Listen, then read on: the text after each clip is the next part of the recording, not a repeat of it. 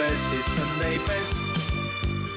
Mother's tired, she needs a rest. The kids are playing up downstairs. Sister's sighing in her sleep. Brother's got a date to keep, he can't hang around. Io's house in the middle of our street. Io's house in the middle of our... Isle's House episode we're selling. We're having a fire sale. Before we get into it, subscribe. You know where you can find us. Follow us on Twitter at Isle's House. You can follow all of us. I'm at Ethan GSN, Rocco at Pizza Sports Guy, Jack at Isle's Den, producer Greeny at eGreenberg99. All right, guys. No real recap or agenda for this episode. We're just going to sort of wing it. We're recording at 10 p.m. right after the Islanders got embarrassed at Madison Square Garden. And they have one more game before Friday's trade deadline against Winnipeg when, I guess I'll say today when you guys are all listening. And let's jump into it. Jack? Well, it's hard not to fully recap the game after I was just there for that slaughtering. Well, go ahead. Just talk. Yeah, I can talk. I can talk all right. I mean, the game starts. We kill a penalty. We score a goal. The goal we scored, it was great that we had a 1-0 lead. Like, I loved it, but the goal was so fluky, and it ended up getting called back and not mattering. Then the Rangers score off of a header from right outside the crease. I mean, it's just insane. Like, what I said a week ago when I think I said it on the podcast where I was just going over how, like, the hockey gods, and it's just, like, not our year. In a 2-minute span, we have a goal taken off for an offsides. I don't know how close it was. I was at the game. And then we give up a header into our net. Like, that's just once again my point of how not meant to be this season feels like. Later in the period, we give up a shorthanded goal. I actually, at first, when I saw the play, I didn't like the goal given up by Sorokin. It was right in front of me. But upon replay, I saw that Dobson makes a nice hit. Then not really an important hit. I would have rather him get back, but Boquist had a chance to break up the play if he hustles to Borgen or whatever the hell his name is, and he doesn't get there in time because he's gliding a little bit casually. Puck actually deflects off his stick too, so once again we get screwed over by some ridiculous bounce, and it goes over Sorokin, and now it's 2-0. Yeah, it's annoying that Sorokin gave up 2 goals on 6 shots, but at the end of the day, we didn't score a goal. We couldn't generate anything. It was. I turned to my dad at one point. I was like, "We're making the Rangers look like the President's Trophy winners from last year, and they don't have Adam Fox. They don't have Kreider. They have Riley Smith scratched. You have Berard out there. You have Rempe, and we couldn't do shit. It was a sobering performance at the very least. I mean, do you guys disagree, or what did you think of the game? I texted my 2 Ranger fan friends towards the end of the first period, and I said, Igor's getting a shutout tonight. This game could be 120 minutes long, and the Islanders were not scoring. And they were like, "Oh, don't jinx it, I'm like, "Don't worry. You have nothing to worry about. This team, this was the most dead, lifeless performance I have ever seen." And it's fitting that this is right before the trade deadline because this should be the final nail in the coffin. It's disgusting. That's the thing. They have a game in 24 hours against Winnipeg. Like, I understand the part of the fan base that is like, just give it up already. My dad even told me he wants to sell. Like, this guy is the most positive. It's fan. over. I shouldn't say his name. Jack's dad said to sell. Oh my goodness. It's over. That really does mean it's never been more over. Yeah. He's the most positive Isles fan I've met, I think. His favorite player is Brock Den Nelson. Senior, there you go. And he wants Brock Nelson traded. Like, that is when it gets. This is the craziest thing I've ever heard. But yeah, from your dad, it's crazy. But like, I don't know how there's still fans out there that don't want to trade him. Like, I said it last week on the pod, and I feel it even more so now. I don't even want to extend him. And it's not a shot at Brock. It's not that Brock's not a good player. It's just not the direction this team should be going. They're already old. You know, you don't need to be signing the guy with the most gray hairs in the league when you're the oldest team as is. Like, come on now. It's ridiculous. We love Brock, appreciate Brock. It's time to move on. It's time to move on from Palms. Jack, that goal you mentioned where Dobson made the hit, it was actually Palms' fault. he had like this awkward drop pass that was in between that kind of Yeah. left Dobson out to dry. And he did lay a nice hit, but it was like rocking a hard play situation for him. It was such a weird pass by Palmieri, who, by the way, yes, he puts up goals, but he's so streaky. Like, what does he have? 18, 19 goals, Greeny? 19. Yeah. 19? Yeah. Like, it's like the oddest 19 goals to me. Like, I watch him play. I watch just about every game. It does not feel like Palmieri has 19 goals this season. I don't remember 12 of them. That's what I'm saying. It's Like, 'cause they I happen feel to like be he scored it so early. in bunches very early, Yeah. got ice cold, and then now has been getting hot again. They're good players. They've had good careers. We appreciate them as Islanders. I can't do it anymore. Like, you can't, there is no world where you can extend both. So you have to trade them. If you're not extending them, you have to trade them. They should be traded regardless, but They should be traded regardless. To me, it's like we know that Brock Nelson was already offered a contract extension, and if he doesn't accept it, then you're gone. I'm sorry, it's that simple. I don't want him back anyway. But if there was some team-friendly deal to be had, all right, you could maybe talk me into it, depending on what they're going to do in the offseason. I know, like, obviously, I've been probably one of the first, if not the most passionate trade Brock guys, because it's just incredibly obvious to me that the regression is there. I mean, you look at his numbers, you can't define regression better than that. You look up regression in the dictionary and you're looking at Brock Nelson's pro hockey reference page. He went from 37 goals in 72 games. The next year he scored 36 and 82. Then he scored 34 and 82. After tonight, I think he's on pace for like 26 or 27. And mind you, this is contract year Brock Nelson. This is probably the best that it's going to get moving forward. And for everyone I have who's a like, rebuttal. I don't care about your rebuttal right now. You can rebut when I'm done.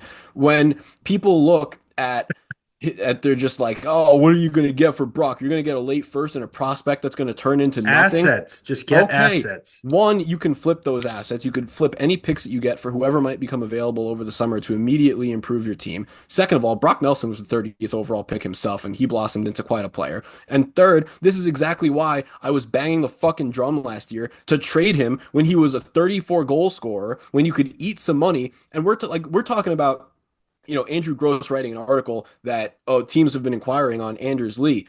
Okay, well, I think everyone pretty much acknowledges that if the Islanders were to trade Anders Lee and eat half the money, the haul that they would get, and this guy's going to be 30, he's either 35 right now or he's going to be 35. He's old. 35 next season. In 35 next season. He's having a resurgence of a season. It is widely acknowledged that if the Islanders were to trade Anders Lee and eat half the salary cap hit, which is $7 million, so you eat 3.5, that they would get back one of the greatest hauls of the trade deadline, if not the greatest haul of the trade deadline. Well, what do you think would have happened last year if the Islanders ate half of Brock's, 6 for a 34 goal scorer for a team who could have used that offense? It's mind-boggling to me. You really, and I had people last year telling me, oh, no, just wait till next year, wait till the summer, wait till the trade deadline. His value is going to go higher because people pay more for rentals. That's not true. It's never been true. And you guys duped yourselves into thinking that keeping him was the right move. I'm sick of it. Just get rid of the guy. If this is the best that it's going to get, then you're talking about extending a probable 3C for how many years? 3, maybe 4. Minimum at 3. At a cap hit that may become tenable depending on how much more the cap rises throughout the course of his contract. It makes no sense. You trade this guy, you scratch him for Winnipeg tonight, and that's the end of it. Well, we know they're not.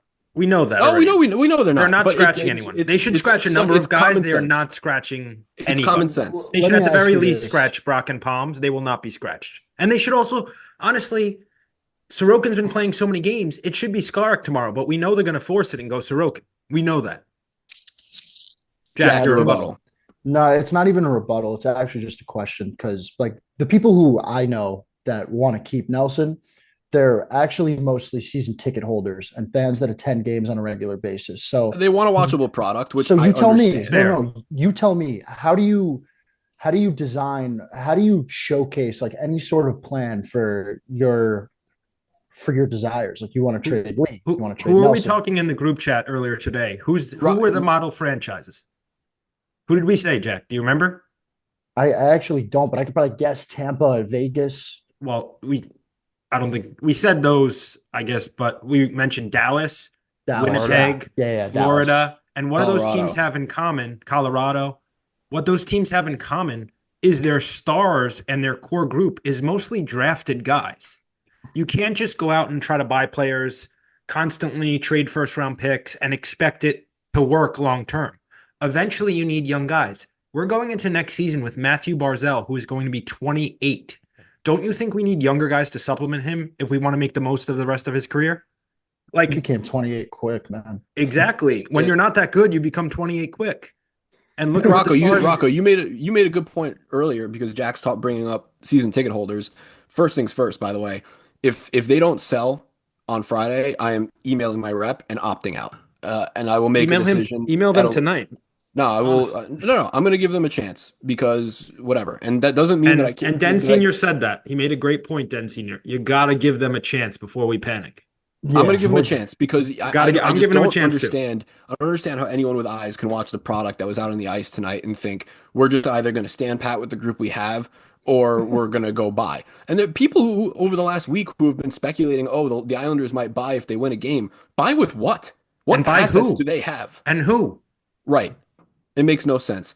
It's really going to be disgusting to watch Lou flip one of these depth defensemen for like a bottom six player on Friday if that's the route he goes. It's going to be puke worthy. Rocco, you want to know what else those model franchises have in common? What's that? They're proactive.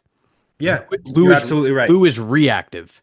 And that's I one agree. thing. That's one thing that has pissed me off to no end for a million years is that Lou is behind on everything, and the only moves he makes is reacting to what he saw in the last week or the last game when Or these other having to. teams or having to like what Taves, Letty, he you had shared to. a tweet. You shared a tweet. The Stars offered Wyatt Johnston today an 8-year extension. 8x8.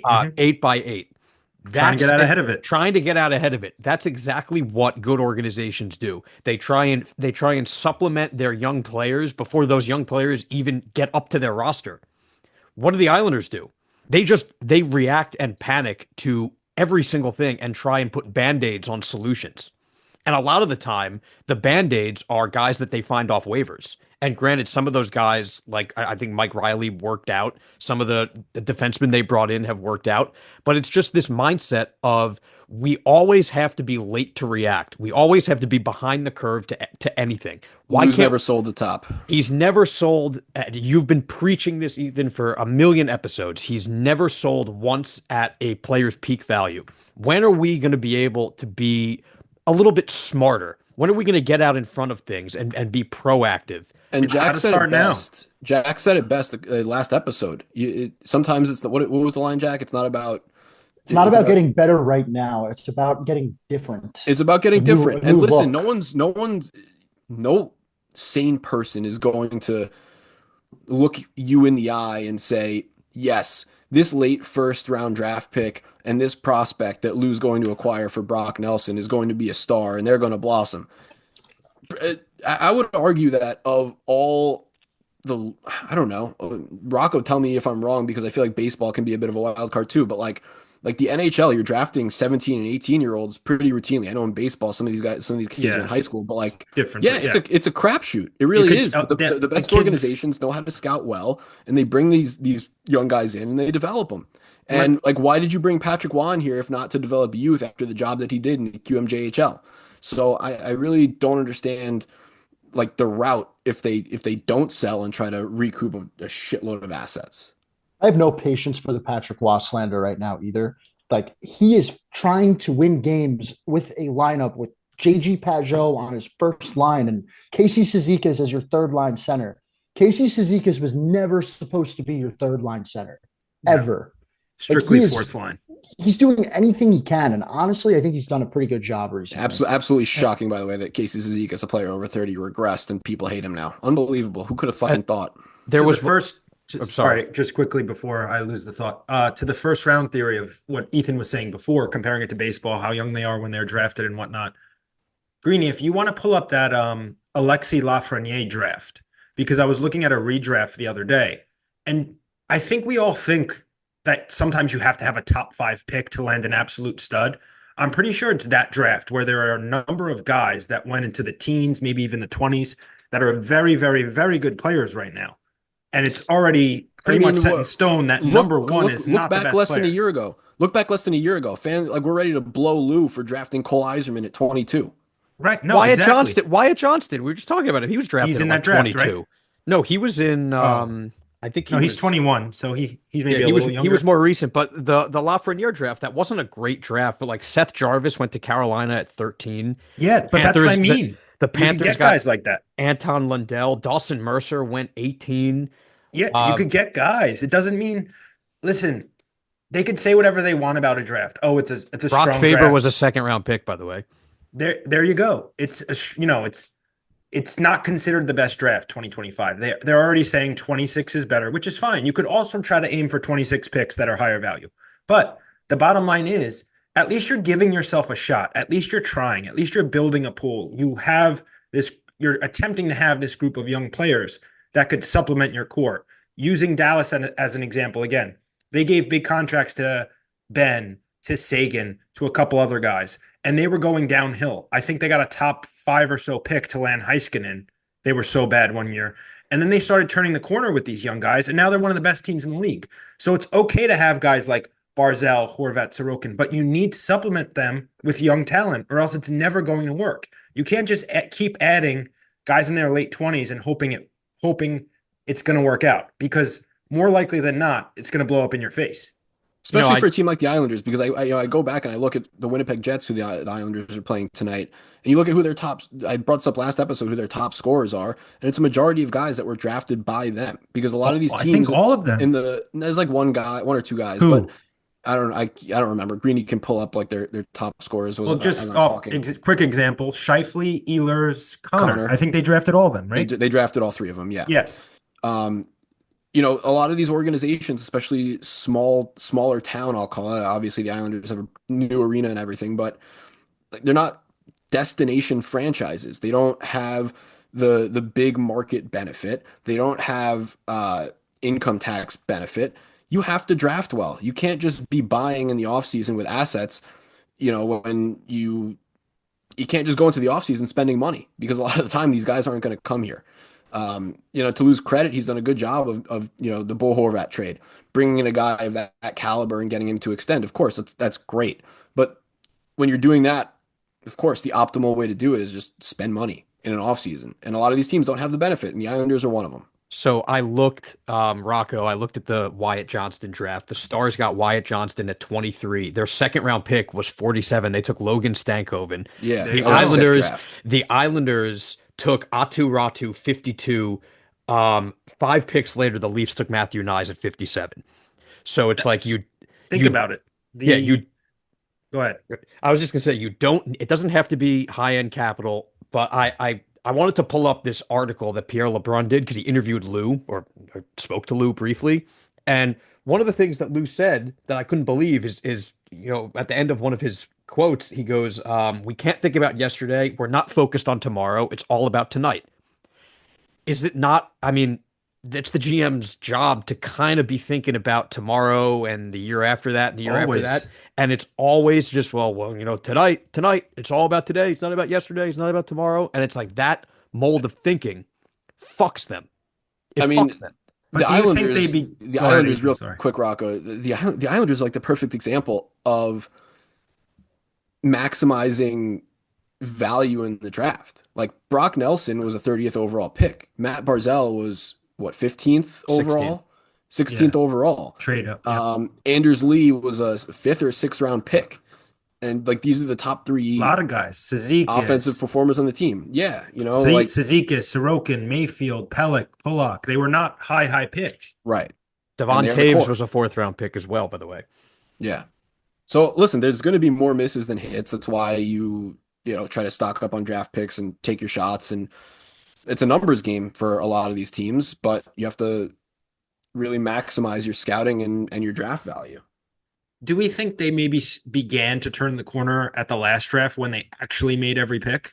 Because I think we were all surprised when they used the 1 first and both seconds. I mean, it might have just worked out that way. They didn't want to do it that way, but at the end of the day, they made the pick that way, because I think obviously those picks, they were especially looking for Ehlers. Right. But I'm just saying, like, that's the beginning of it, right? Like if Lou is to sell now and you're able to turn the corner, we would sort of look at that as the beginning. Like, okay, got these extra draft picks, we made them. That's the beginning of revamping the prospect pool, right? Because we're like Right. And we're not talking about a 32 multi-year to process here. We're 26. talking about a 1 to 2 year process. Right. And I constantly bring up that it's not so easy to be the Capitals. I think I said this last episode too, because that's constantly the comparison, right? Like when you're in last place halfway through the year, everyone loves to say, oh, the Blues were last place in 2019 and they won the cup. The Capitals are like that new version where if you're not that good this year and you want to retool, you want to be the Caps. And I keep saying it's very hard to have that come to fruition because you need a lot of luck. You need some savvy moves. Not everyone can acquire cap friendly. Not everyone could acquire cap friendly. And it's just like they had a little bit of a prospect pool already. We really kind of don't. Like they had Ryan Leonard in the fold already. They haven't had a couple other guys that are playing well now. We don't really have that, at least not from what I see. So you need to begin building it up. And I hate to be the bearer of bad news, but this might be a few-year process, not just we turn around next year and we're good. This could be a full-on gap year, and then you need a couple more to build up. But I That's feel what makes these losses so go. devastating. It's Yeah. because like when I'm at these games and we lose like that, It could get worse. you just think Could get worse before wow, it gets better. are we not going to make the playoffs for like 4 years? Like it sucks when you look at it like that. That's what I really Ethan and I grew up with, bro. We Same never with made me. the playoffs. same with We me. get- we grew up with that. No, we were a little harsher than you, all right? We had it bad. The first I- years I started watching, they were in a 6-year playoff drought. I feel like if you guys were watching like earlier, so I know it was pretty bad in the late 90s, like really, really the bad. 2008 to 2014-15 stretch was pretty bleak. It was. That was yeah. pretty Like, bleak. But we had that, and we also had like the Fisherman era. no, just after that, like the DiPietro draft era and beyond, where like they were good, brief, like basically what the Isles have done the last 3 years with like Pekka and Yashin, like just make the first round and then just stink after that. But you know what I wanted to say before, Rocco? I would feel better about their process of like turning over a new leaf if they had more than one player that Lou drafted that has become a regular NHL player. And they don't. It's Simon Holmstrom. And I'm not counting Noah Dobson because that draft was Garth's people. Because that was right after Lou got That's here. fair. And so the only other players that have actually appeared in an NHL game that Lou has drafted have been William Dufour, Sam Bolduc, and I think there was one more that I missed. Isaiah George this year. Oh, sorry, two more. Ratu and Simon Holmstrom. And out of Not all good. those players, Simon Holmstrom is a good bottom six player. Yep. Where's agree with that. where's the confidence supposed to be that they know what they're doing? Well, they also don't use their high draft picks most of the time, right? That's true, but like what were we talking about before? No, That it doesn't you- always need it. Yeah, You you're don't right. need it. And it's like, I'm not asking for them to hit on a high percentage. Nobody hits on high percentages when you're talking about second, third, fourth round picks. But can we get one? Can we get two guys that at least are capable NHL players? Where are they? Certainly feels like we're due, right? You would think. You would think. All right, where do we go from here? I mean, it's just yeah. I can't even think about like who they're gonna trade. It's like what I saw in front of me tonight is just insane.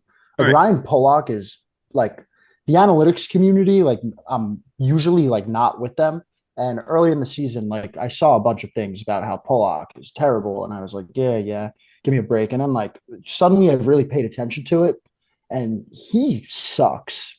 Like he gets paid $6 million or something, and I feel like it's almost a secret how bad he is. Like he is the guy I actually want to trade the most because you could probably trick some team into thinking this guy's like some great playoff defenseman for us, like with his You could. iconic shot block. Like he needs to go ASAP. Like that guy is who I want to trade more than anyone.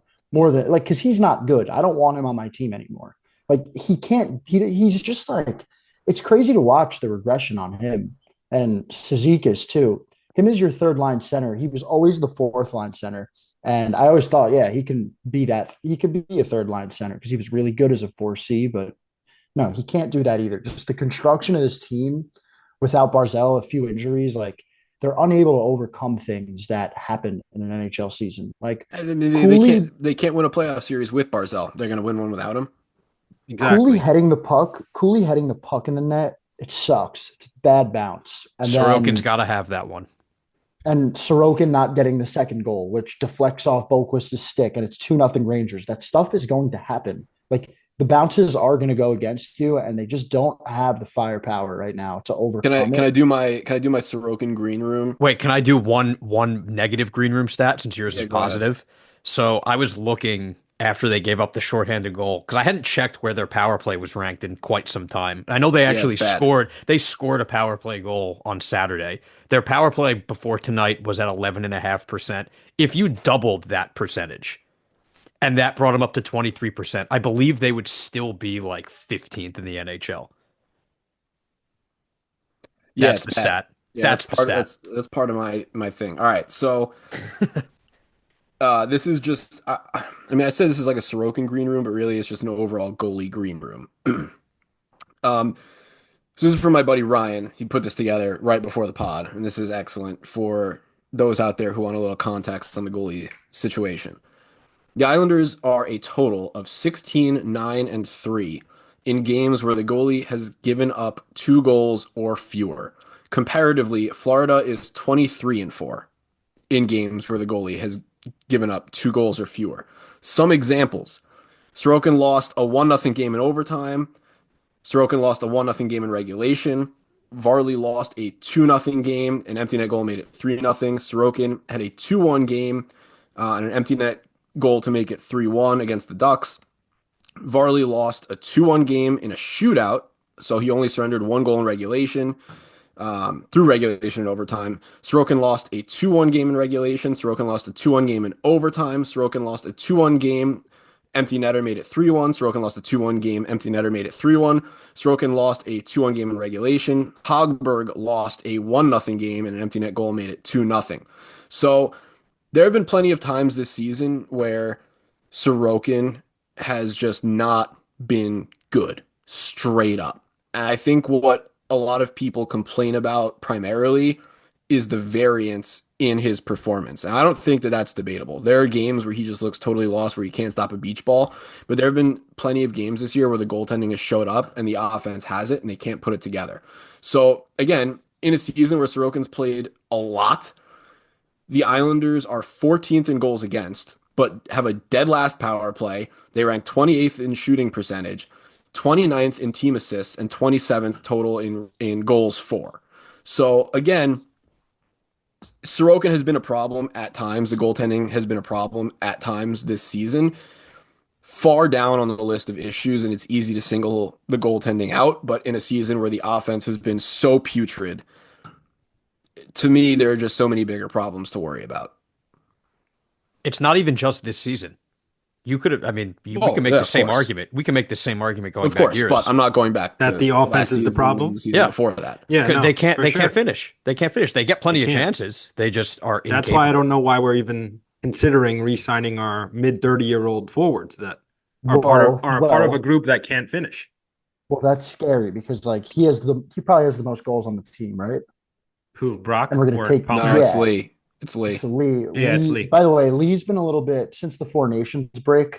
He's been a little bit MIA. Lee, like he, as Ethan said before, with that resurgence, I think personally, I would actually rather trade Lee than Nelson. If I'm gonna keep one of them, like I would rather keep Nelson than Lee. I feel like Lee is a one-dimensional player in terms of like he'll score in front of the net, like he'll win some board battles, but Nelson is a center. Like he's a little more valuable to me. So if we can, if Well, we got rid Lee would undoubtedly get you a monster return, a much better return than Nelson, especially if you're eating half, which I personally have no problem with, especially next year with the cap going up because you have the leadership aspect, team captain, leading the team in goals. Like he'd be perfect for a team that's sort of like in a wild card position or like a third place position that just wants that veteran presence for like maybe a young team that's finally surging into the playoffs. I know in our group chat earlier I brought up Columbus.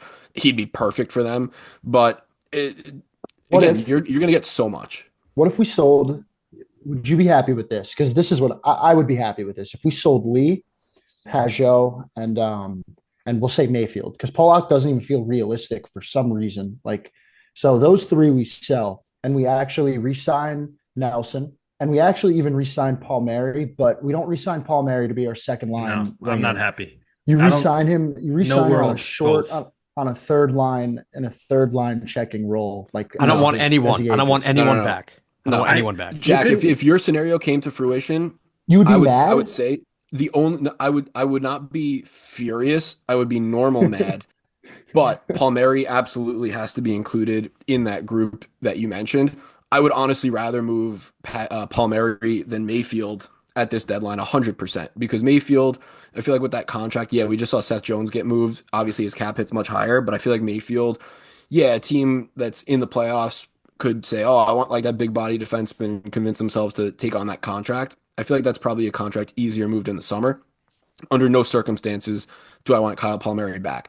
Brock, if they were to move the others that you mentioned, I could be fine with that because you're still getting a haul. And I do think that there is a role for Brock at a certain cap hit where even if he's not your 2C, like he could be a top 6 winger on a team that hopefully starts to infuse some youth. Like I just think that he's the most versatile of all the players that you mentioned. Still would rather sell him, but in your scenario where they do trade Lee, which is still crazy, I think that there's a 1% chance, probably less of that happening, then Palmieri absolutely has to be included.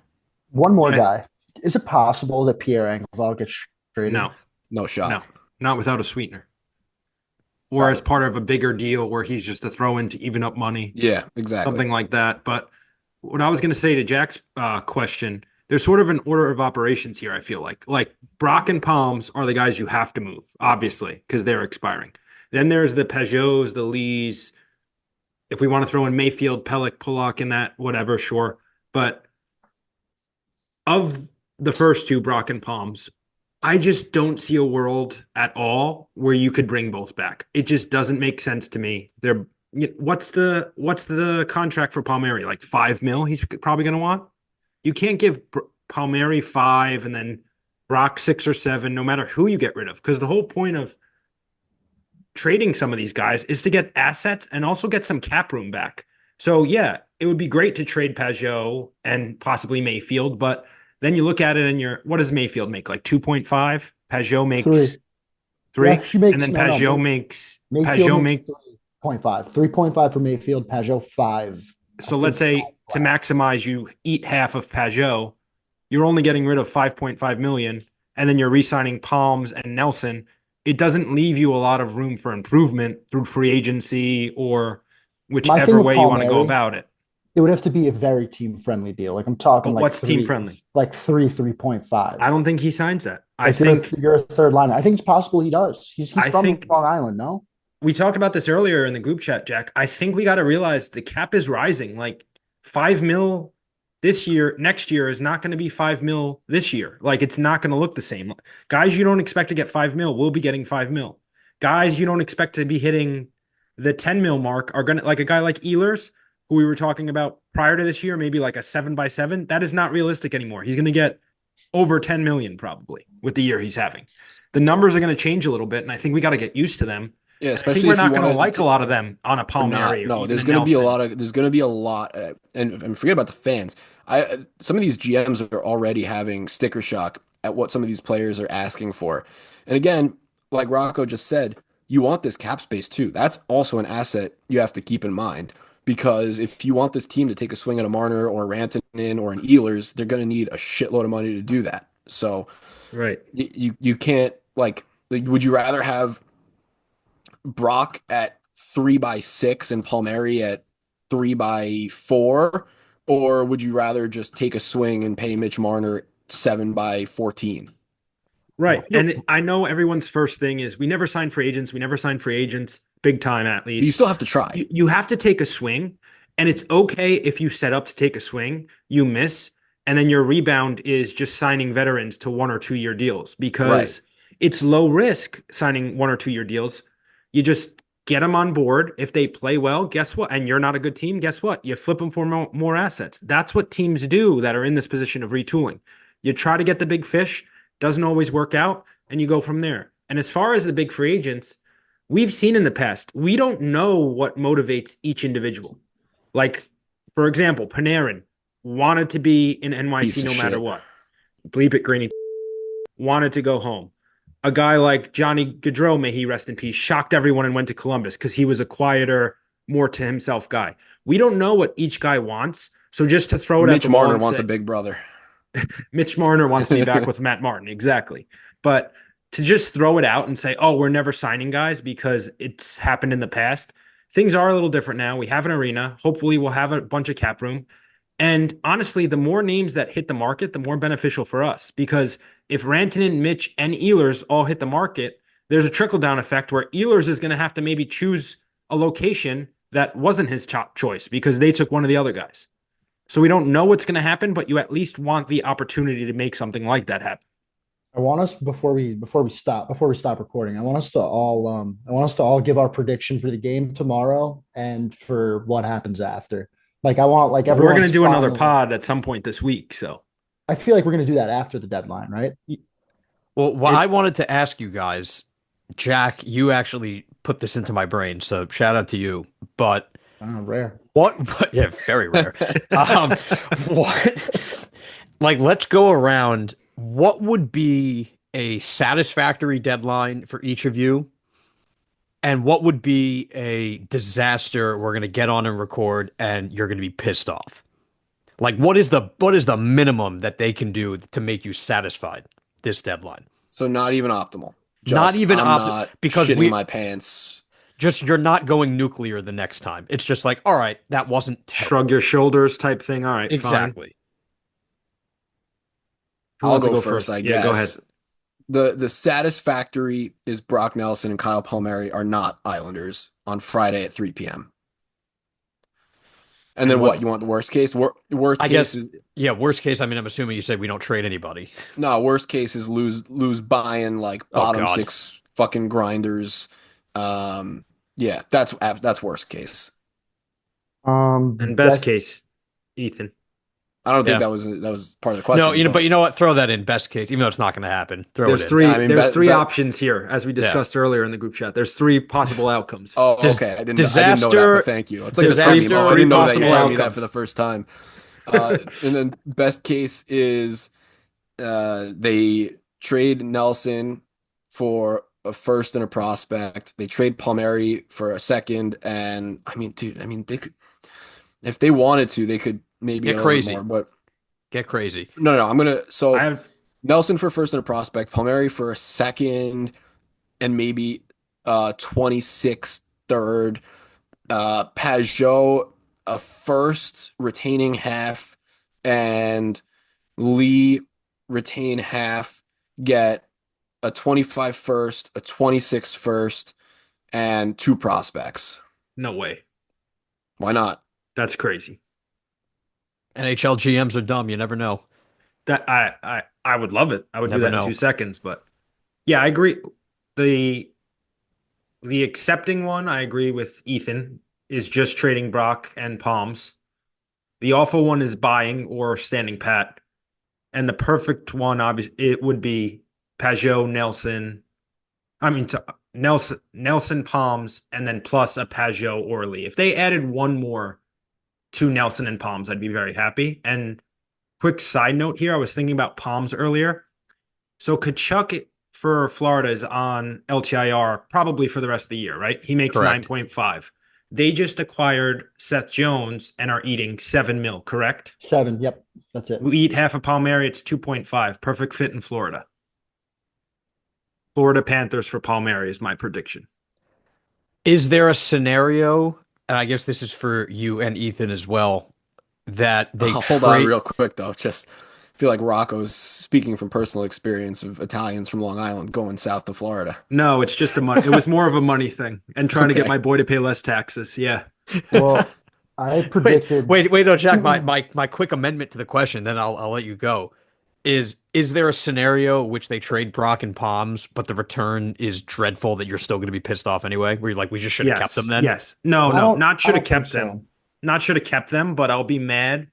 I think I'll be mad because if that comes to fruition, I would be convinced that the timing was off and they should have done it quicker, if that makes sense. So if Brock gets like a That third round pick or something stupid, That would be it's not happening, but at the same time, sorry, Jack. The You're good. Lou has an opportunity here to make the market.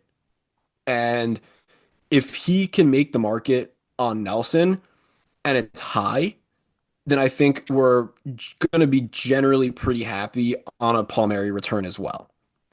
So, like we've seen, this is a seller's market right now, which I think is crucial. the first Jack. deal, the first deal is the most important. Jack, go. So a few episodes ago, I predicted one thing about the whole Brock Nelson situation, and it was that no matter what, a lot of this fan base was going to be furious. So my prediction on Brock Nelson is that nothing happens on Friday. No extension, no trade. That's my prediction. Is it really? Well, my prediction, I said in the group chat, I don't think they're going to do a single thing. I don't think I they're going to do. I don't think they will do Oh, a single okay. thing. Like That's they where we will, disagree. they will not acquire anyone. They will not trade anyone because we're 5 points out of a playoff spot. So maybe. Yeah. So I think Did they're we going to move further sell. back tonight? Or same? No, same. It's the 'cause same. It's the yeah. same, but there are now because Montreal keeps winning. I think they have to jump over an additional team. They might have gotten past. They That did. could be They wrong. Yeah. they Montreal got closer. Actually they didn't get past, I think, but they have so many teams to hop if that was even possible. I think that they actually do. I think that they sell a defenseman, and the reason being they went 7 defensemen tonight. I don't know which one, but one of them is gone. They have too many defensemen. So I'm predicting nothing with Brock happens. They sell a defenseman, maybe Mayfield, maybe someone else. Nothing with Brock, defenseman. I think they trade Palmieri also, and I don't think they trade Pajot or Lee because of that stupid quote that's been driving Rocco crazy all week with the "if you have time, use it" BS. But what I would be satisfied with is you trade Anders Rocco, Lee. do you want to explain after Jack's done why that quote makes you mad? Well, it's like Not giving really. someone. It's just like- overused, and it's sorry to jump in, Jack, but that triggered me. well, it's giving but- someone credit for procrastinating. So Not only that, it's just like It's also he's something he said it one time. He said How it many one years time ago? 5 years ago, and we constantly reuse it because the guy never speaks. So it's if you have time, use it. Okay, And great. he's never proactive, Rocco. I know, That's but why- I'm just I don't like it as an excuse. Like, if you have time, use it. If you have time, use it. Well, guess what? We're running out of time, and still nothing is happening. that's why I used to do my homework in the car. Use my time. No, Yeah, but if you have seriously, time, use it, and then the teacher's coming around the room to check the homework, and yours isn't done. As Ethan mentioned before, if the biggest haul we can, what's the biggest haul we can get? If it's eating half on Anders Lee, yeah, that's good enough for me, honestly. That was a ridiculous haul, by the way, Ethan. I mean, I would be with it, but 2 first plus 2 prospects for eating half of Lee is crazy. Trade Anders Lee. And you know what? What's so great about that is you trade Anders Lee and you could really sell to the fan base that there's change, there's turnover. You have a new captain, like you have 7 million to work with. You also have Palmieri and Nelson maybe coming off the books. That's 7 plus 5 plus 6. You got 18 million right there. I did my math correct, Greeny. See, I mean, I wish we could all live in this fantasy land. Sell like, Lee, we're sell doing Lee, this. sell a defenseman. That's satisfying for me. And re-sign Palmieri to the really team-friendly deal. And you can re-sign Nelson too. But if you don't, you're Why gonna do have a we lot of- want? Why do we want anyone back on a team that's Because- 25th in the league? because I want Palmieri back because I'm tired of Fashing. I'm tired of Cizikas. Nothing against these guys. Love them, but they are not third-line players. But there Have are other Kyle players Palmieri out as a- there. There are other players out there that is not Kyle Palmieri and is not Brock Nelson that can still be better than a Hudson Fashing and a Casey Cizikas. Well, I'm talking in the third-line role. Brock's not going to play that. Like, I would rather have Palmieri in that role for next year on a team-friendly deal. Might be unrealistic, but like I would be very happy with that. He's been a great trade acquisition. He's been a great signing for this team. Like you watched the Predators Islanders game the other day, and you're watching Stamkos, you're watching Marchessault. Like it's just crazy. Like Palmieri has actually delivered. So yes, Yeah, but I would. he was ice cold It's- for like it's 30 time. games though too. He was, but he'll hop out on the penalty. He was. kill. It was only a great- third of the season. He's a great teammate. Like I'm a Palmieri guy. I No, really I like him too. That's why I'm trying to send him to win a championship in South Florida. It's time to move on. It's I think so, simply it's just simply time to move on. I can't watch the same product every single night. Wait, there's one more thing we need to buy, actually. We need to buy a backup goalie now. No, We we need don't. to. I'm Let tired Scarrick of play. Let No, we Scarrick don't. play. Jack, we don't have to buy It's a body. anyone. We We just have need to a buy body in there. backup. I cannot watch your You could boy go play goal. I wouldn't every care. night. Hogberg's going to come back. Yeah, Yeah, he's going to come back. He's got we a few don't have- weeks. we don't have to Scarrick buy might play anyone. one game. Who The cares? Hogbergler is going to save us. All right, Phil. You know what I was going to mention too? I wouldn't be shocked at this point if we see a guy like Cizikas moved. I wouldn't be, again, we talk about the dumb GMs around the league. I wouldn't be surprised if a couple of these teams would throw a late pick just to take on a Cizikas for a playoff run. He doesn't make a ton of money. That's a great point. I want agree to. with What? you. How many years does he have left after this? Maybe 2. Like Two. it's not. It's not too much for a team to eat. And again, like similar to Ethan's point about Lee with the Blue Jackets, like that would be a nice guy for them too. A veteran like that, play a bottom line role. 2 years, 2.5 left, by the way. Green, Yeah, have you that's given your not bad. prediction yet? No, well, I mean, my prediction is they don't do anything. Oh, wow. Yeah. Well, I have a question for you guys. Legacy question for Brock. Let's say tomorrow is his last game with the team. Does he go into the team Hall of Fame? Does a number retirement get questioned here? He goes into the Hall of Fame. He does not get his number retired. If he 100%. re-signs with the Islanders for another 3-4 years, he's going to break. Then he'll get it. Then he'll get his number retired. Or Okay, if so- if Zeev Bouillon comes back for him, his number can Stop. get retired. I think they're gonna. I hate to say it to you guys because I don't know if you all want it to happen, but I actually do think that they put everything out tomorrow because it might be some of their last games with the team, and I do think they're gonna have a hell of a game. You I mean could just see it right now. Yeah, I could see that. But I also see a fresh Winnipeg coming in and just destroying them. We should get Because we're destroyed. gonna- We We're Wait a gonna should. see a second. team that's ready to win versus a team that's stale and dead. And you gotta keep in mind with a lot of these guys too, like if they think they're involved in trade rumors, their whether they want to admit it or not, their mind might not be completely here either. A guy like Palmieri, even a Nelson who we love and appreciate, might go into the Hall of Fame, Isles Hall of Fame one day. You know, his mind might be elsewhere tomorrow night at certain points. what do we think the roster looks like before the game tomorrow? I know Rocco, you said they're probably going to play everyone. Jack, It's Ethan, gonna be the same You think as you tonight. think it's going to be the No, same? it's not. No, no way. Duclair, no, I mean Perunovic. everyone's going to play. Duclair's going to be back No, in, and I'm they take talking- out a. I'm talking about Nelson, Palmieri, Mayfield, any of the guys that we just mentioned. Are any of them going to be sitting out? We think. For trade reasons, no, I don't think so. Even Not if- for trade reasons, but I do think Perunovic gets back in though.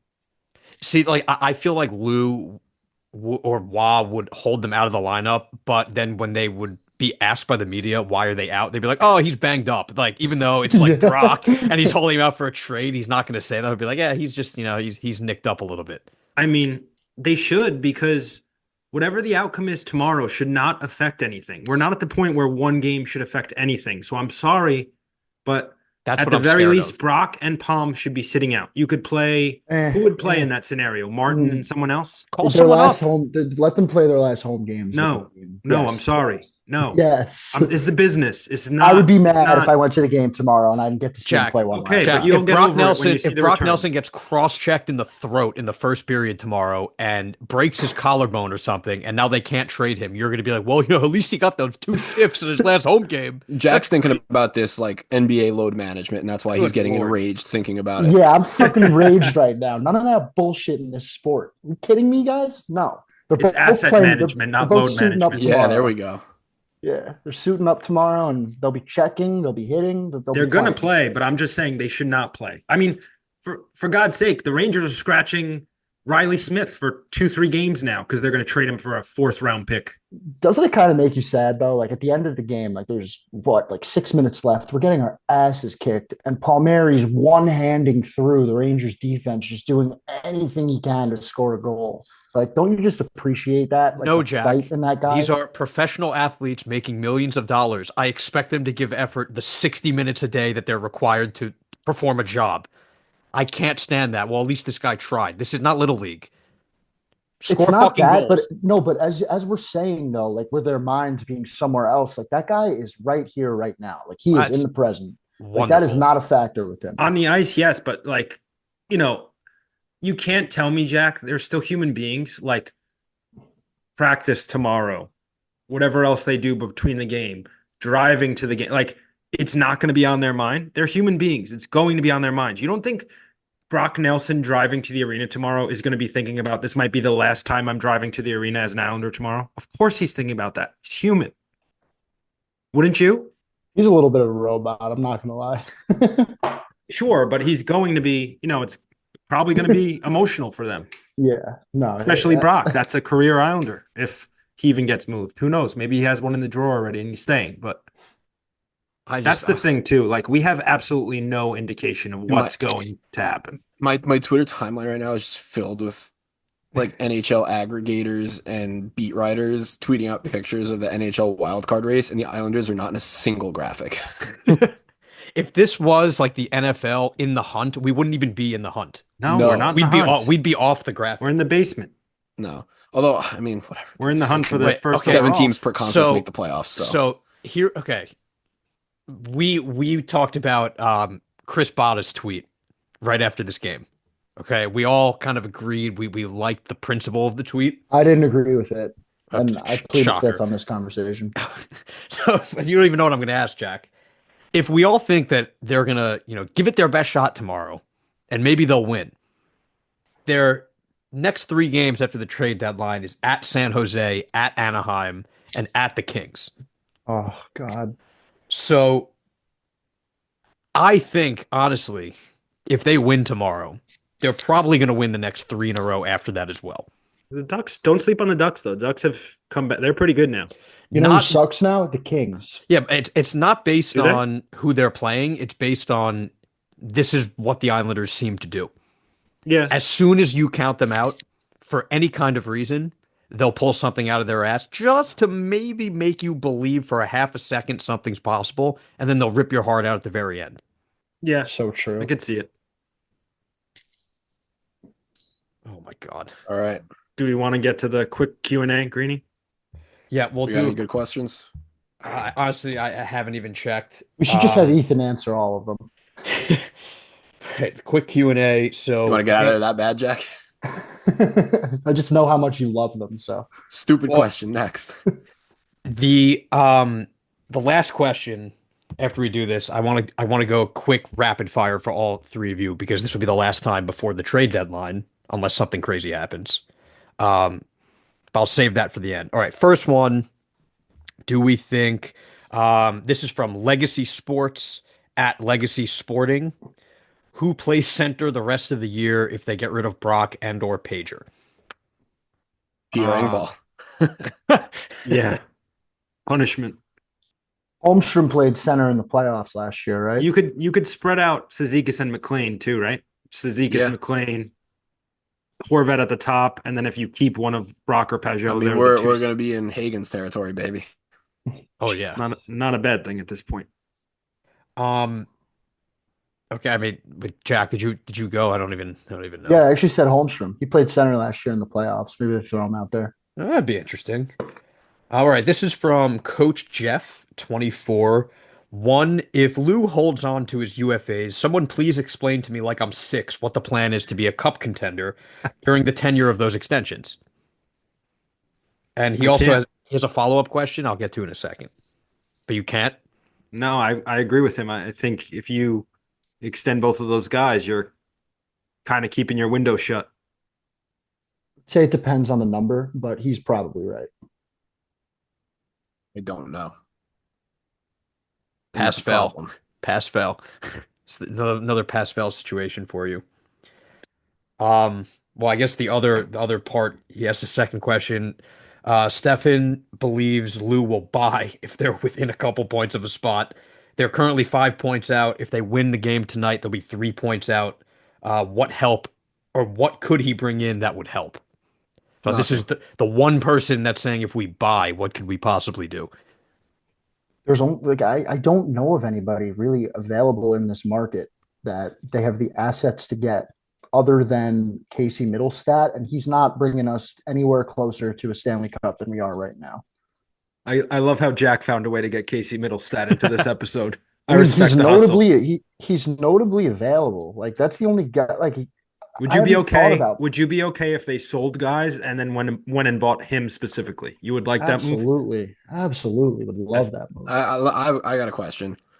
If we wake up tomorrow and there's an Andrew Gross tweet that says that Who has Scarrick more is starting, charisma? no, we could debate that. But if Scarrick starts tomorrow, is that a sign of anything? Yeah. If Big time. Scarrick starts, I think they honestly, if they announced Scarrick was starting, I wouldn't be surprised if they held the guys out. But I do not think Scarrick will start. No, all that tells me is that Phil probably kidnapped Sorokin and they have to start Scarrick because there's just nobody else left. Possible. All right, so there's a couple more. This is from our guy Ian. Is there a single organization in the league with more miserable vibes than the Islanders? Obviously, there are teams that are worse, but is anyone sadder? Buffalo? Yeah, Buffalo's a good answer. Buffalo's worse Buffalo. than us, haven't been to the playoffs in 20 something years. Anaheim. Yeah. But you know what? You know Anaheim's why got Buffalo has Yeah. it better though? You know why Buffalo has it better? Because at least during football season on Sundays, they get to watch a real quarterback play. So Yeah, it's true. at the end of the day.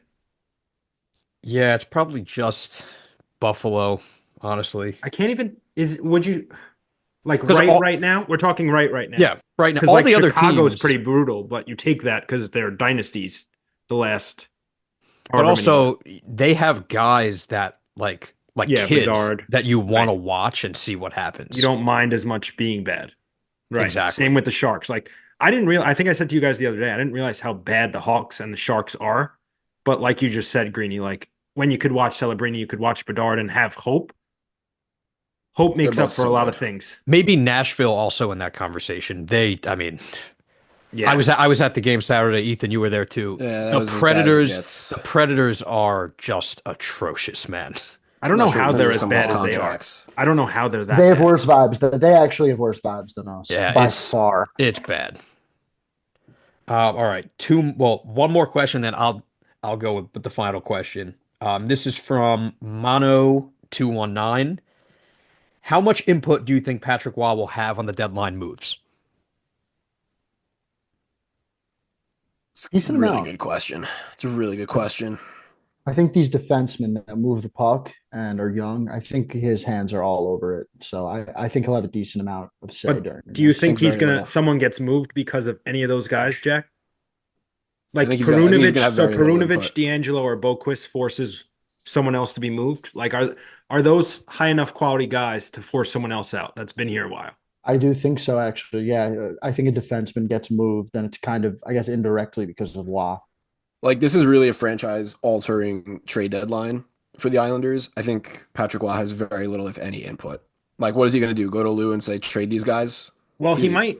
You don't think when it comes to potentially extending someone, like if Waugh doesn't feel they work in his system, you don't think that would affect Lou a little bit?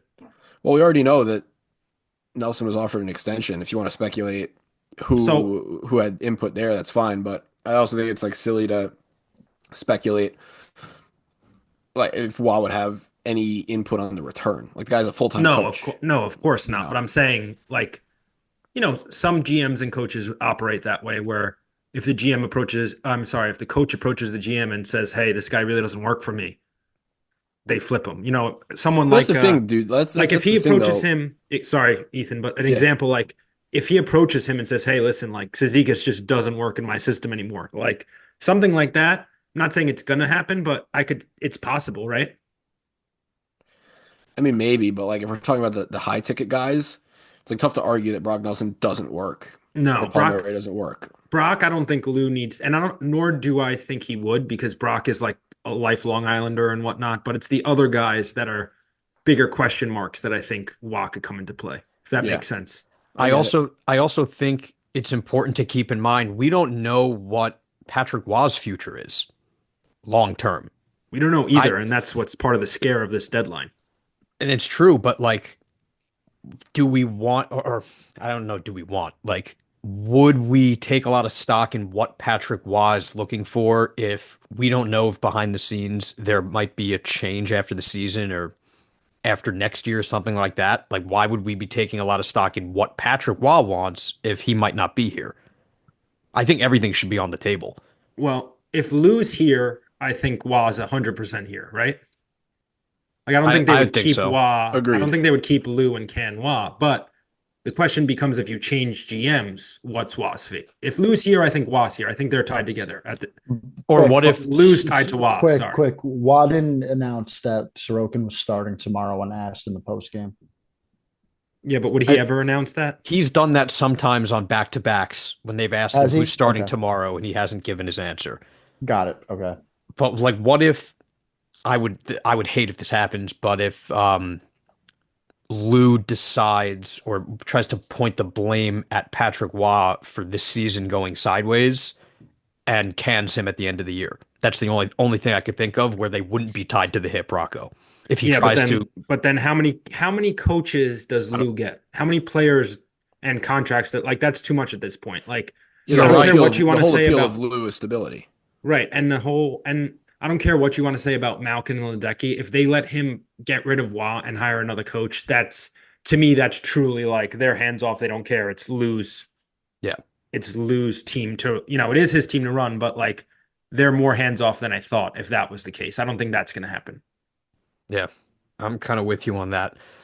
Well, there are no other questions. I want to do quick rapid fire for the three of you.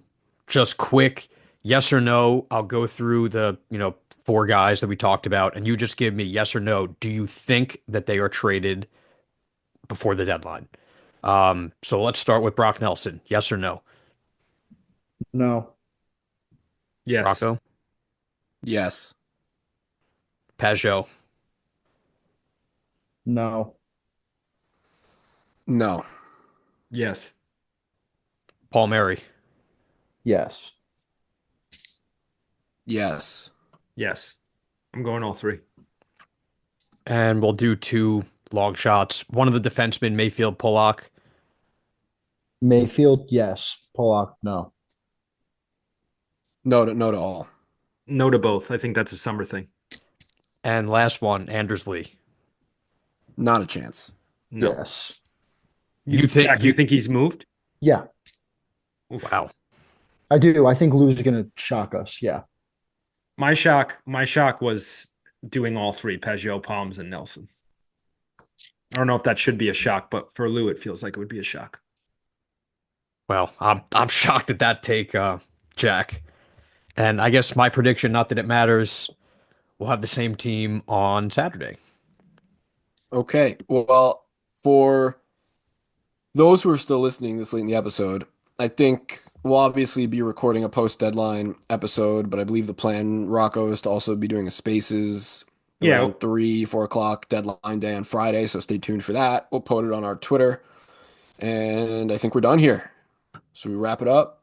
Yep. All right. Follow the Twitter at Isles House. Follow all of us. Subscribe where you get your favorite podcasts, and we'll talk to you guys after the deadline.